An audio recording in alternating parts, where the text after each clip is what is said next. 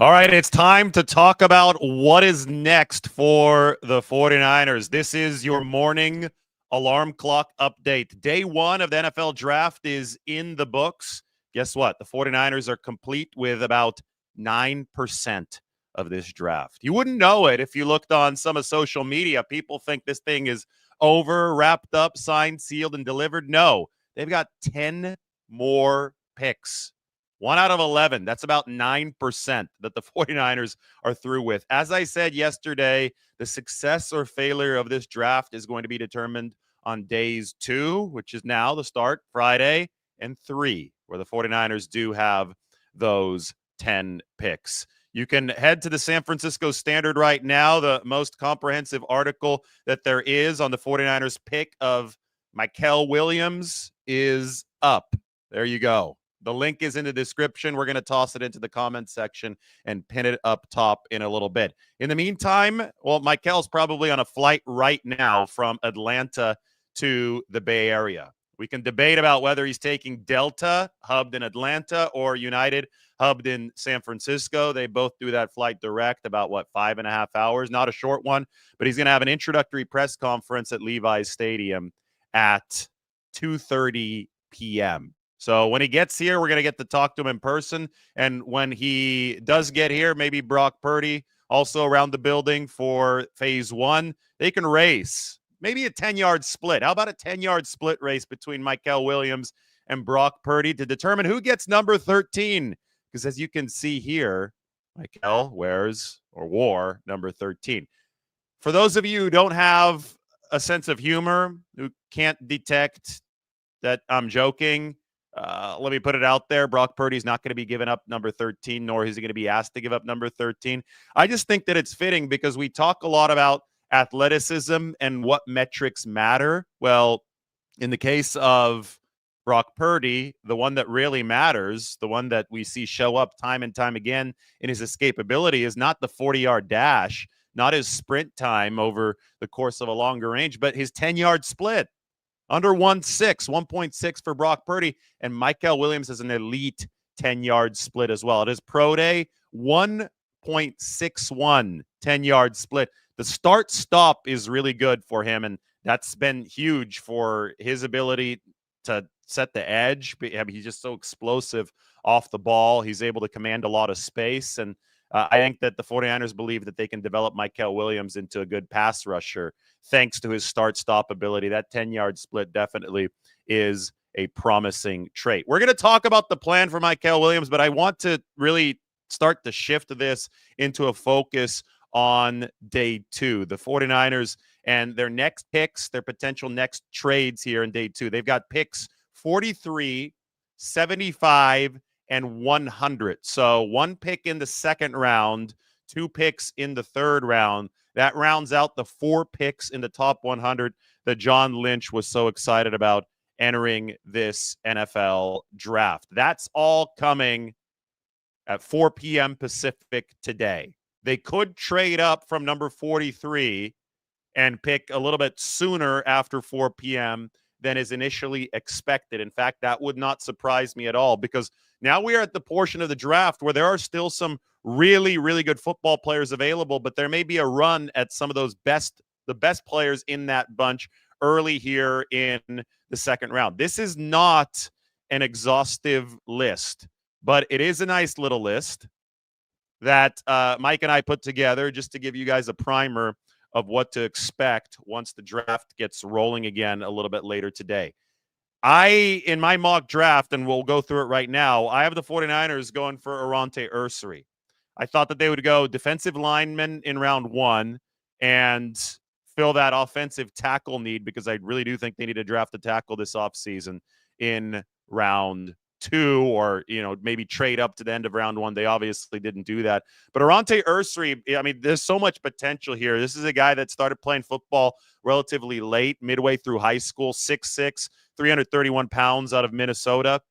I think he could ultimately blossom into a first-round caliber tackle, really elite tackle. The testing metrics really impressive for Arante Ursary. It's just that he's a little bit more raw, which is why he wasn't positioned in that first round as an offensive tackle. We talked about Nick Emanwuri after he tested so well at the combine. That's the safety out of South Carolina. I think Emanwuri is the tremendously versatile player on the back end. I know that the 49ers weren't going to pick a DB in the first round. It was ridiculous that a lot of those mock drafts from the national guys thought that that was a legitimate possibility.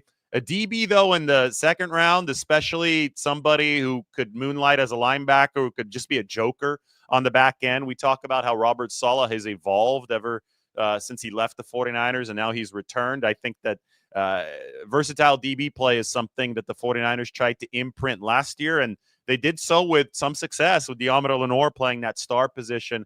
I would not mind seeing the 49ers with some versatility at safety, and that's where Nick Emanwuri would come in.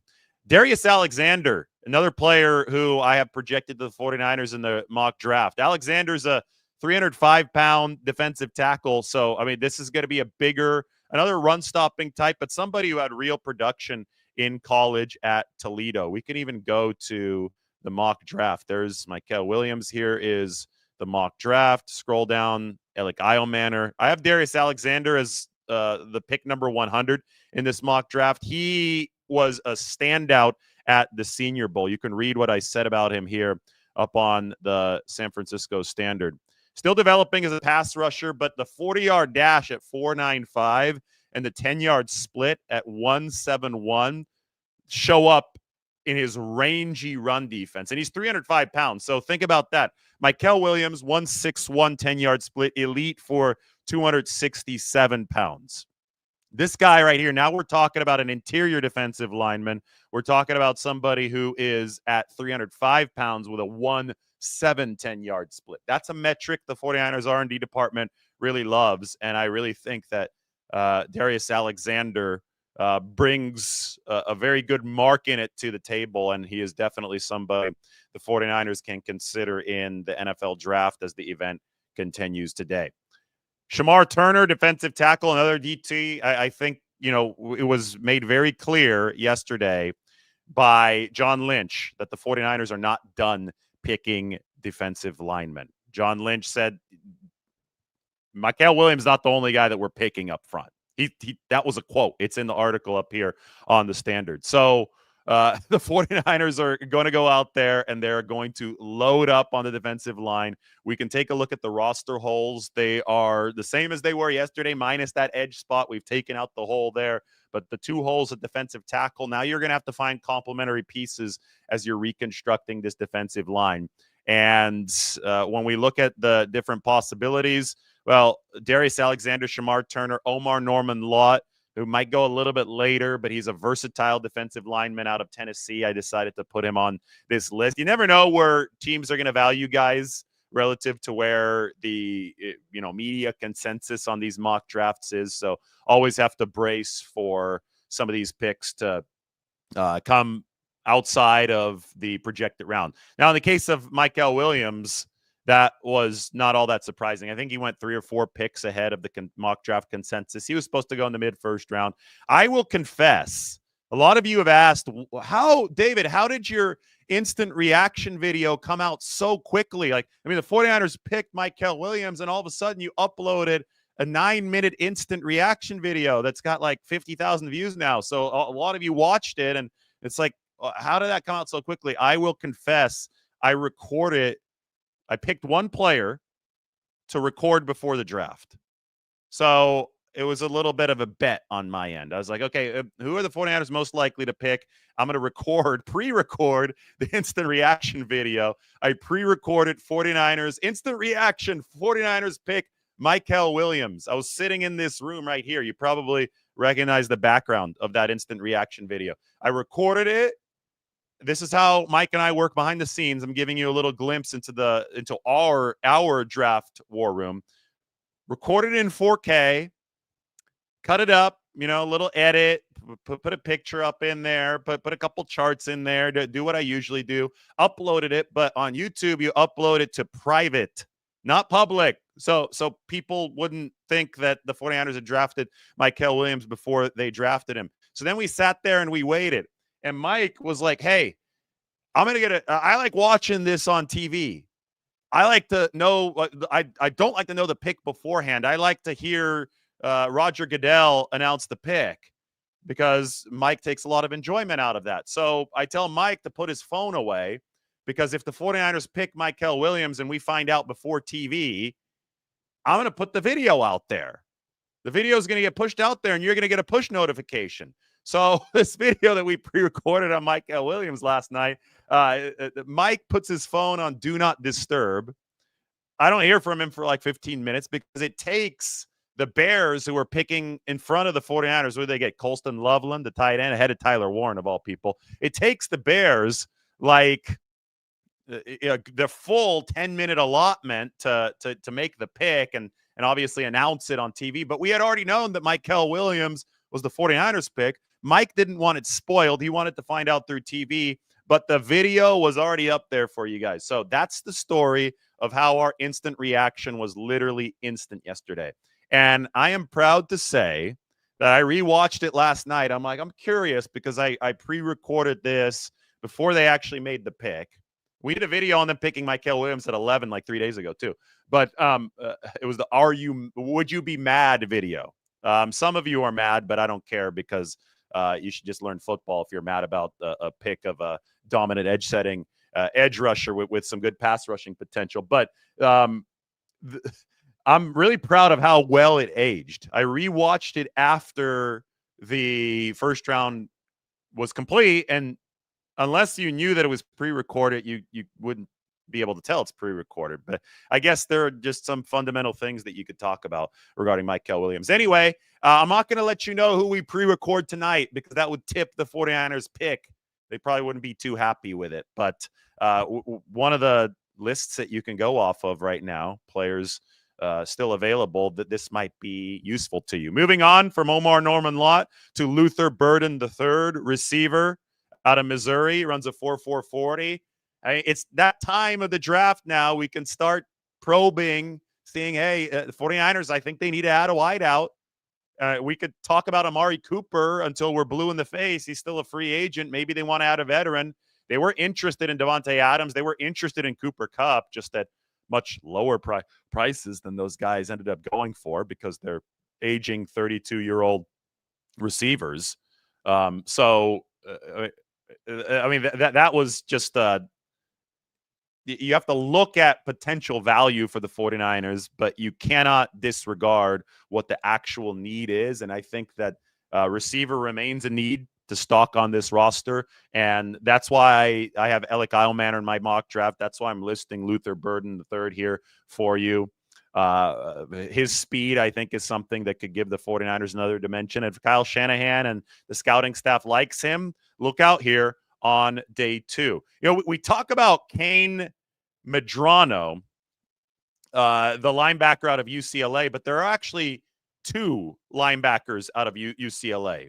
Schlesinger, the first linebacker that is likely to be picked, is a machine, and he might go in the second round today. So Medrano is the fastest linebacker. That's who I have mock drafted to the 49ers a little bit later. He ran that 4.47 40. I know the 49ers love fast linebackers, and I think that they love Medrano. He came in on a 30 visit. We probably won't look for him to be picked until a little bit later, but look out for Schlesinger today, the linebacker out of UCLA. Cornerback Trey Amos, yes, you could start looking at corners now, although I still think it's unlikely that a corner goes this high. Maybe round 3. Round 3 had been more of a sweet spot for cornerback. The highest the 49ers had ever picked the corner entering this draft was number 61 last year, Renardo Green. So end of the second round. And Green has panned out for him.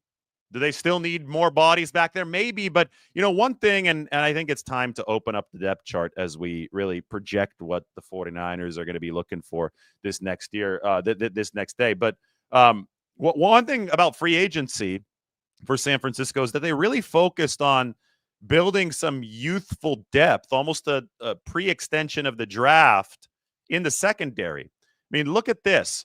Everybody that is highlighted in teal was a free agent addition. Look where the most significant clump of free agent additions was.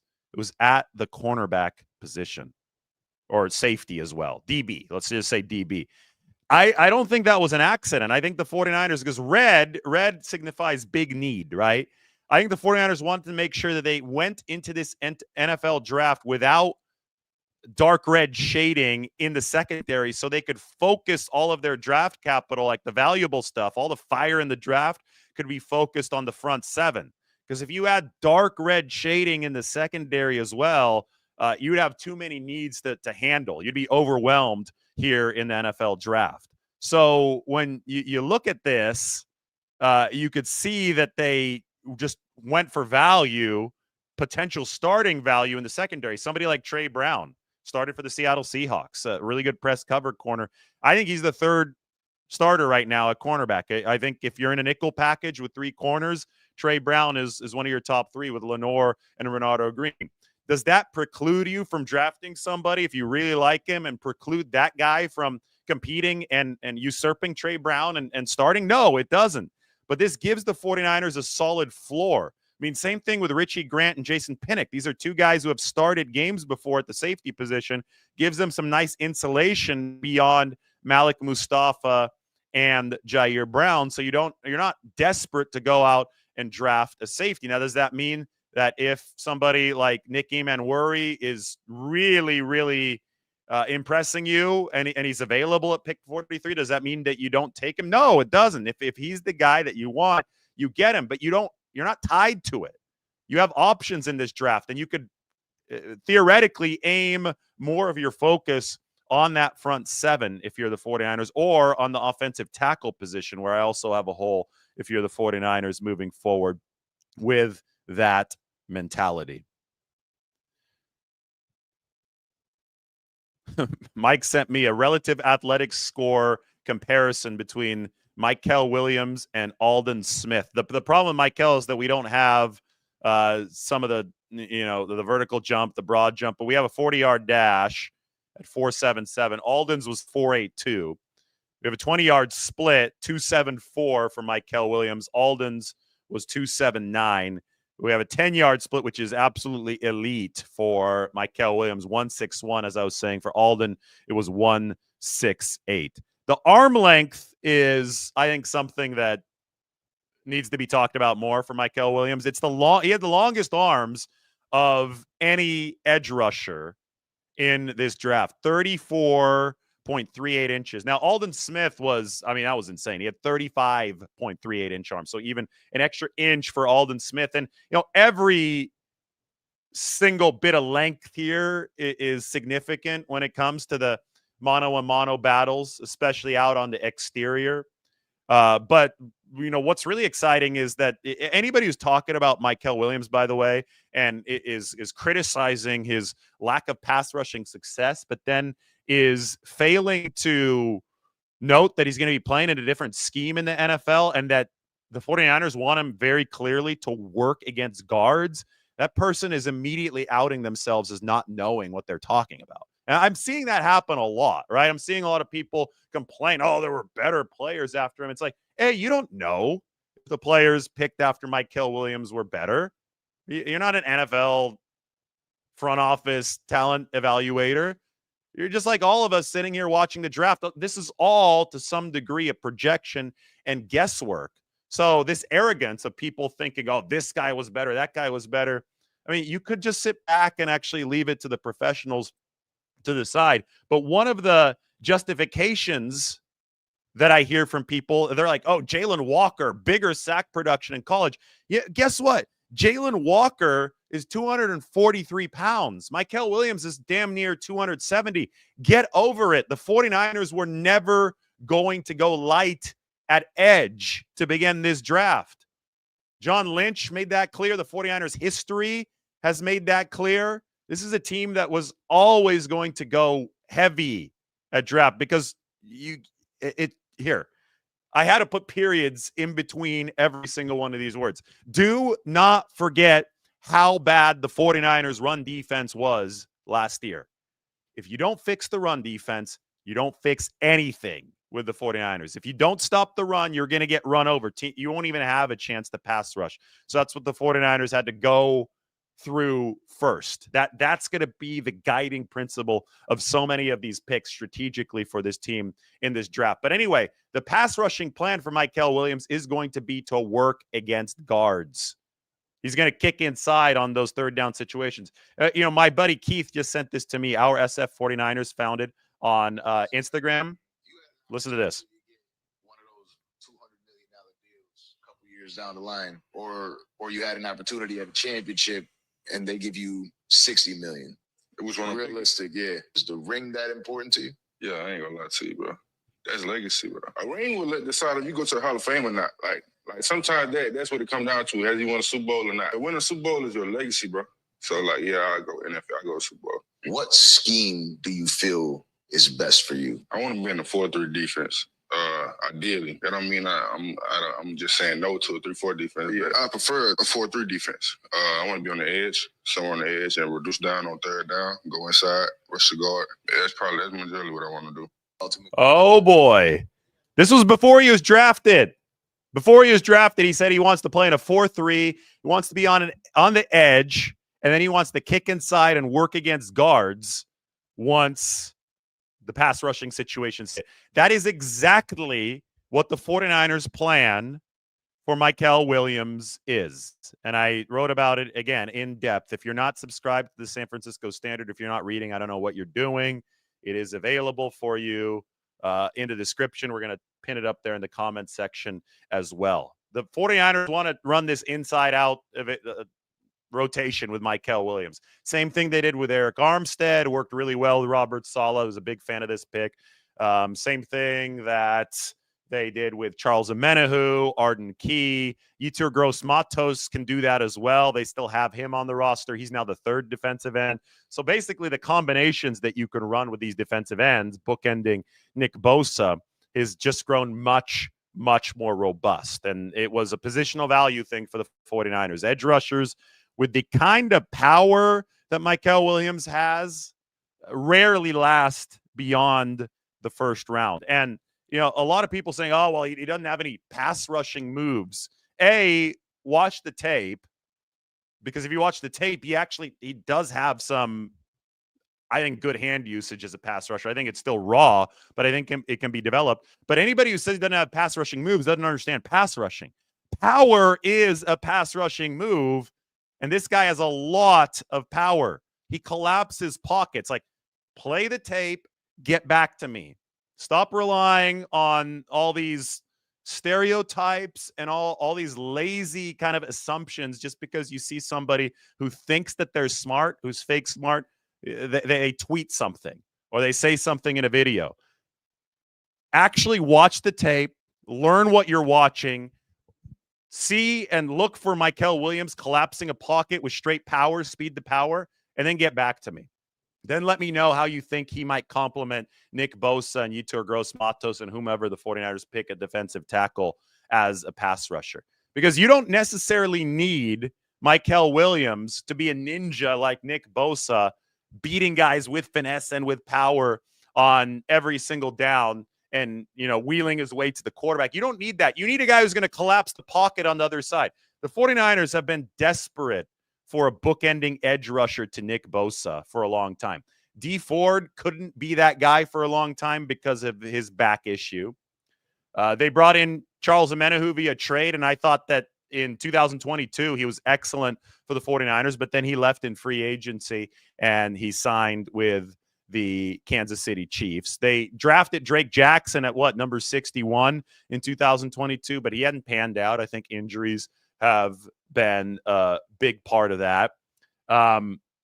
You go through just the difficulty of getting a consistent talent on the other side has been immense for the 49ers. I mean, they signed Sansom Ebukam. He was good against the run for San Francisco, but a 2-year player for the 49ers. Decent pass rusher. Just wasn't a true needle mover. Mykel Williams is somebody I think the 49ers believe can move the needle. And the one line that really stood out to me from John Lynch, and I don't think that he tosses this out there willy-nilly. He said, I think this guy's a great core piece moving forward and a great bookend to Bosa, who also has the versatility to play throughout the line. Great core piece. I mean, read that. Let's go back to the 49ers depth chart. Core pieces are the guys that are highlighted in yellow here.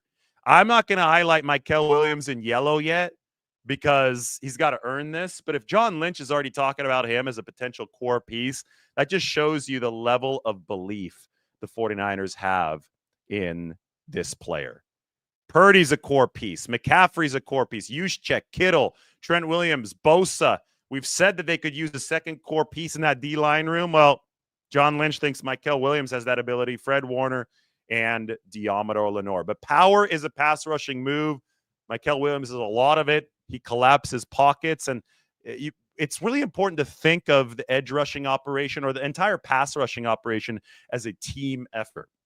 So Nick Bosa, obviously excellent with his hands, right? I mean, talk to Larry Johnson coming out of the draft. That's the Ohio State defensive line coach in 2019. And he just talked about everything that Nick Bosa was doing with the hand scissors and just next level stuff for Bosa. And we've seen that translate to the NFL level. So that's all good, 2 thumbs up kind of stuff. If you have a technical winner, and Bosa can win with power, and he also wins with hand usage. He has a masterful combination of both. That's why he's been at the top of the NFL in pressures since joining the league in 2019. But if you have that, and then if you have guys who complement each other well at defensive tackle, and I think the 49ers need to make sure that they use the rest of this draft to fill out that room, then what you really need on the other side, and all you really need on the other side, is pure power. If you have pure power, because you set the edge with pure power, and player has to be smart too. I think Mykel Williams is smart. They think he's the best edge setter in college football. But if you've got power that can collapse the pocket on the other end, that's how you get that team rush. Collapse from one side, win technically from the other, and then we haven't even gotten to the part where you're going on third down and Mykel Williams is sliding inside to work against guards. Because that's where that arm length is going to give offensive linemen a lot of trouble. Offensive tackles, unless they're Will Campbell, have generally long arms, starters in this league. The guards are going to have shorter arms. So then Mykel Williams shows up with, 34-inch arms, 34.38 inches. That's going to be a big-time advantage against these guys. I mean, I'm not saying a lot of guards are T-Rex arms, but they're shorter. Mykel Williams can use that to keep the blocker at bay, and he's obviously got the power behind the arm length to do a lot of good stuff. I think we're going to see him pancake some guys on the pass rush for the 49ers. Even if he doesn't, I think we're going to see him push some pockets. And then you could leave the rest to Mr. Bosa and the 49ers' other professionals up front. We got some good stuff from John Lynch and Kyle Shanahan. Going to play some of that here. Who do you want to see the 49ers pick today? I am very curious. I'm going to take a look at the comment section in just a little bit. We are going to hear from John Lynch, though, right now on Mykel Williams. Here is Mr. Lynch himself. I think the totality of the whole process, and the film is very impressive. I mean, Mykel's a big, good-looking kid in every way. He's big, he's tall, he's long, he's a great athlete, he's tough, he's smart, he's versatile. He can play outside, he can play inside, he does all those things. I think the toughness, he played through an ankle injury last year and missed 2 games, but high ankle sprains can be a tough deal, and to only miss 2 games and play as well as he did, came through here on a 30 visit and really got a feel for the kid, and I just think all of that led us to this guy is a Niner. He fits who we are, our culture, and we pounced when he was there. So Mykel en route from Atlanta to San Francisco right now. We're going to get to meet him in person at 2:30. You saw the little Zoom interview yesterday. I was literally recording the screen, put the mic up there, give you guys as good of sound as possible for that. We talked to Kyle Shanahan and John Lynch, but at 2:30 today, Mykel Williams will be at Levi's Stadium in the 49ers facility, and I promise you that we're going to have some in-person video. So go ahead and hit that subscribe button, hit the like button, do all that, set the alarm bell. The coverage is going to be rolling in hot today. Draft then resumes at 4 o'clock. I could see the stadium through the window right out here. I'm right next to Levi's Stadium as we cover this NFL draft. In about 15 minutes, I'll be on KMBR, so you can tune in there. You can also listen live. I think I'm talking to Brian Murphy in the morning, and that's going to be a lot of fun. That will be a little concise summary of what the 49ers did with Mykel Williams in the first round before we move forward. Every player that is picked in the NFL draft, there's going to be some kind of question about how a particular part of his game is going to port to the NFL or how he's going to develop at the NFL level. I think that in the case of Mykel Williams, the run defense travels. I think that he's got the frame, he's got the power to be an instant impact run defender from day one, and that's exactly what the 49ers need. The pass rush is the one that there's more questions about. How's that going to develop at the next level? But I turn to the power, the ability to collapse the pocket, the arm length, and the 10-yard split, the start-stop, right? And those are all things the 49ers have also turned to, and Chris Kasarik and Robert Saleh believe in. That's going to be the developmental project of Mykel Williams. Let's take a look at what happened around the rest of the NFL. We can go to the little NFL draft tracker here. They do a good job on NFL.com. We could just use theirs. That's actually John Lynch. That's not what's happening elsewhere in the NFL. I have to find the screen to share here. Here we go. We go through. Oh, that's John Lynch again. All right, John, we don't need to see you anymore. Thanks for the comments, but we are now moving on to the NFL draft tracker. There. Much better. Cam Ward to Miami. He went from Miami to Tennessee. He went first. That didn't surprise anybody. Then there was the big Jacksonville trade up from number 5 to number 2 with the Browns. They decided that they wanted Travis Hunter, the guy who's going to play both ways for them, wide receiver and cornerback. Abdul Carter to the Giants, top edge rusher in this draft at number 3. Will Campbell, tackle out of LSU. He ends up being the top offensive tackle taken. Here you see between Campbell, Armand Membu, and Kelvin Banks at 4, 7, and 9. The top 3 offensive tackles off the board before the 49ers hit at number 11. Mason Graham, defensive tackle out of Michigan, to the Browns at number 5. So the Browns replaced Dalvin Tomlinson, who went to the Cardinals, with Mason Graham. Ashton Genty goes to the Raiders, running back out of Boise State. We thought that maybe the Bears would be the team that ended up getting Ashton Genty. That did not end up happening. Armand Membu, of course, to the Jets at 7. Teteroa McMillan, the wide receiver out of Arizona, goes at number 8 to the Carolina Panthers. The Saints grabbed Kelvin Banks, not Jackson Dart, even though the odds for Jackson Dart were increasing as yesterday progressed. First tight end taken was Colston Loveland. That was a little bit of a surprise. People expected it to be Tyler Warren. Instead, it was Colston Loveland to the Bears, who seemed to take forever to pick ahead of the 49ers. Then, of course, Mykel Williams to San Francisco from Georgia. I think this was an interesting pick for the Cowboys at number 12. I mean, we talk about positional value, but geez, you would think they would get a better athlete than Booker, Tyler Booker, the guard out of Alabama at number 12. Tyler Booker's relative athletic score, and this is something I got to get up on the screen. This is downright scary, I think, for Dallas Cowboys fans. And I don't know if Jerry Jones is still running too much of the draft or what's going on there. This is Tyler Booker's relative athletic score, number 12 pick in the draft with a 3.68 RAS.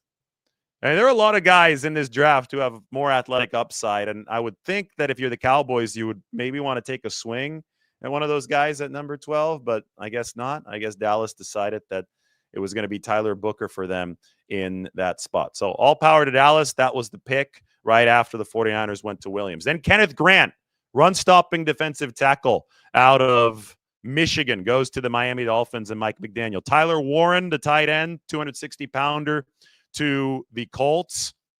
Jalen Walker, again, Jalen Walker. I know a lot of people wanted Jalen Walker to the 49ers. Get over it, though. The 49ers weren't going to go light at edge. They weren't going to go for the poor man's Micah Parsons. They were going to go for a true 3-down edge rusher. They didn't need somebody to occasionally drop back into coverage. That's not how the 49ers play defense. That's not how Robert Saleh plays defense. They needed somebody who was going to stop the run. Their run defense was terrible last season. I don't know how many different ways, how many times I can say it. Their run defense was a massive problem. I had a comment yesterday on one of the videos saying, oh, great, they used a first-round pick on a guy that stops the run. And it's like, yeah, that's the most important thing a defense does. If a defense can't stop the run, nothing else is happening. So this fantasy football Madden mentality of complaining after every pick needs to end, because real football, like the real men are deciding who the real football players are.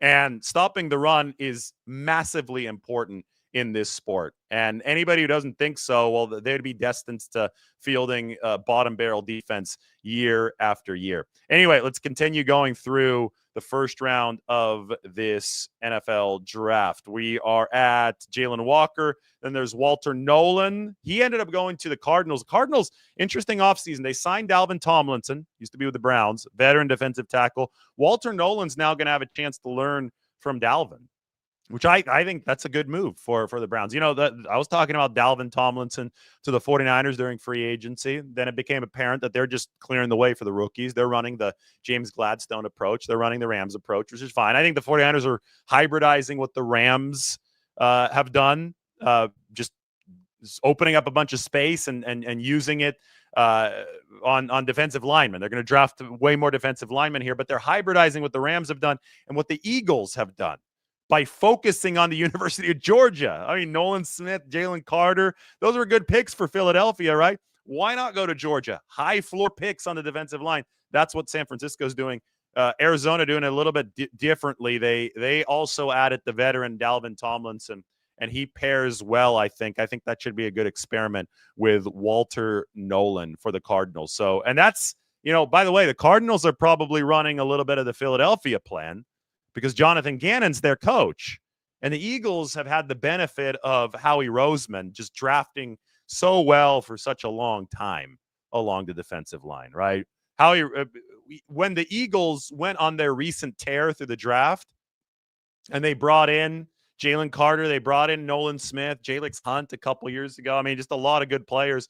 They already had fixtures, veteran guys who could shepherd those youngsters along because of prior drafts.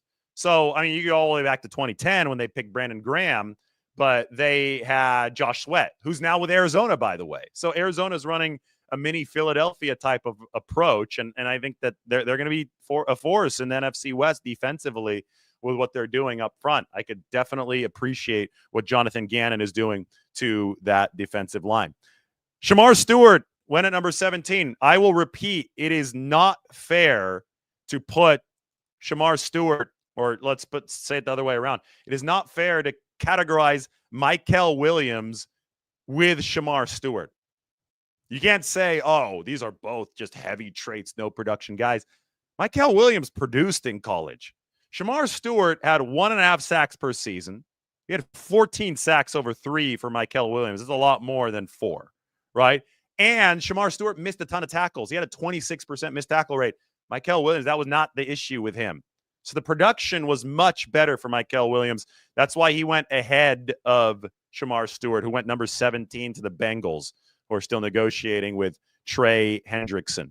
Gray Zabel, the guard who might play center, went to the Seattle Seahawks, so he'll be in the NFC West out of North Dakota State at 18. Emeka Egbuka, the receiver out of Ohio State, goes to Tampa Bay at number 19. Jahdae Barron, cornerback, goes to the Broncos. They pair him with Pat Surtain II. Derek Harmon, defensive tackle. I initially mocked him to the 49ers. You'll remember that. Then the medical flag came out. I don't know if that caused Harmon to drop or what the issue there was, but he was the NFL or the college football leader in pressures last year, 55 pressures from the defensive tackle position. He goes to the Steelers. One of the questions about Harmon had been how well is he going to play the run. I always thought that Harmon would have to be paired with a good run defending defensive tackle. The Steelers probably believe they have the infrastructure to handle a pass rushing forward DT like Derek Harmon, and they draft him at number 21 out of Oregon. Top running back in this draft, Omarion Hampton out of North Carolina, goes to the Chargers and Jim Harbaugh. Matthew Golden, Texas wide receiver, goes to the Green Bay Packers. Then we saw Donovan Jackson, the guard out of Ohio State, go to the Minnesota Vikings. That was at number 24. Followed by Jackson Dart after the Giants traded back up to the first round. So Shedeur Sanders dropped. People need to get over this Shedeur Sanders thing. He's not that good. He wasn't good enough to get his number retired in any other situation but the one that he was in Colorado with his dad being the head coach. But no team saw him as a first-round talent. It's as simple as that. And the Giants saw Jackson Dart as somebody that they could take a chance on by trading back into the first round. It doesn't have to be any more controversial than that with the situation regarding Shedeur Sanders. Tennessee here at produced a really good edge rusher as far as the pass rushing metrics went with James Pierce Jr. The Atlanta Falcons decided to trade up aggressively, giving up a future first-round pick. The Rams pick up a 2026 first-round pick to grab James Pierce Jr. There had been questions about his fiery desire to play football. Was it fiery enough? That a lot of teams were questioning that. The Falcons obviously weren't. They pick up Pierce at number 26. The Falcons last year were desperate for pass rushing talent. So they were really, really devoid of sacks and pressures last year. So they hope to get that with James Pierce Jr. Malachi Starks, the safety out of Georgia, goes to the Ravens. Tyleik Williams, defensive tackle out of Ohio State, goes to the Lions, who need defensive help. That was a bad defense in Detroit last year. Really cost them a shot at a Super Bowl. Josh Connerly Jr., there had some hope from Mike, who follows the 49ers draft really closely, that Connerly would still be available for the 49ers, but it'd be tough to see him slipping out of the first round, and Adam Peters nabbed him for the Commanders. Maxwell Hairston, cornerback out of Kentucky, went to the Bills. Jihad Campbell, he goes to the Eagles. Campbell, there was some speculation that this was one of the best players in the draft and that the shoulder issue was holding him back. It's tough. Well, the rest of the NFC, if he works out for the Philadelphia Eagles, then who re-signed Zach Bond, by the way. But if he works out for the Philadelphia Eagles, that defense is going to get even better. I think Campbell's a really nice player, really good, versatile player, the linebacker position. And then at the very end, Josh Simmons, the tackle, coming off the big injury, patella injury, right? He goes to the Kansas City Chiefs. So I guess Simmons immediately in a competition with Jalen Moore out there in Kansas City, or are they going to put Simmons on the right side? Well, we'll see what Kansas City does, but they do load up on some of that offensive line help, which I would expect the 49ers to do maybe starting here on day 3. Again, the players available for the 49ers, Arante Ursary is one of them. That's big for San Francisco. Let's play one more video here of Kyle Shanahan. That's the hardest thing because you got to have a number of guys that you really want, but you definitely got to know who you're going to take first. I just told the story on the radio, but like my wife and kids, I told them who I wanted last night. I trust them. None of you guys know them. But I told them Mykel, and I was like, but he's not going to, I don't think he's going to be there. So I was telling them other people we might think about. My wife calls me this morning and says she just read a mock draft that he's going 28th, and she was worried that we were just dead wrong about everything and started doubting me. But we had a good idea he was going earlier, and but you don't actually know. And so we thought about going up, and John definitely attempted for a sec, and I was like, good attempt, man. I think we should go. But they shot him down, and so we were ready to watch him go away, and we were ready to go to our second and third. But he didn't go where we thought he was going to go, and then he got to our pick, and I was like, can't believe you tried to trade there. Of course he was coming. So that's our thing about the draft. You never know, but we stuck there and waited for a guy, and we got the guy we wanted. I think that the totality of the whole process, and the film is very impressive. Mykel's a big good-looking kid in every way. He's big, he's tall, he's long. He's a great athlete. He's tough. He's smart. He's versatile. He can play outside. He can play inside. He does all those things. I think the toughness, he played through an ankle injury last year and missed 2 games. But, high ankle sprains can be a tough deal. And to only miss 2 games and play as well as he did, came through here on a 30 visit and really got a feel for the kid. And I just think all of that led us to this guy is a Niner. He fits who we are, our culture, and we bounced when he was there. Oh. Hey, how you doing? My man, it's John Lynch. Oh, my God. You ready to be a Niner? Yes, sir. Oh, that's awesome, buddy. We're so fired up to get you, man. We've been sitting here nervous about going up. I tried to go up. Didn't work, but we got you here. So we are so damn fired up, man. You're gonna be great for us, man, and the entire building got behind this. So I'm gonna turn you over to Coach Shanahan. All right, buddy. Let's hear it from Mykel. Mykel, congrats, dude. My dog, what's up, man? Thank you, Coach. This is what we wanted since day one, man. We're all pumped in here, man. and you with your family right now? Yeah, man. We loaded. Yeah, that's awesome, man. Enjoy it. All right, it's a special night, and enjoy it, because when you get here, man, it's time to go to work, all right? Thanks, man. Appreciate you, Coach. All right, dude. You too, man. All right, here's our owner real quick, all right, man? Yes, sir. Jed York. Hey, Mykel, how you doing, man? Congratulations. Man, I'm great, man. I appreciate you. I can't wait to see you out here. We're fired up. We've been sweating for the last 35, 40 minutes, but we're very, very happy you're here, man. Yes, sir. Appreciate you, man. I'm blessed to be the pick. Celebrate tonight. Enjoy. Got you. All right, Will man. do.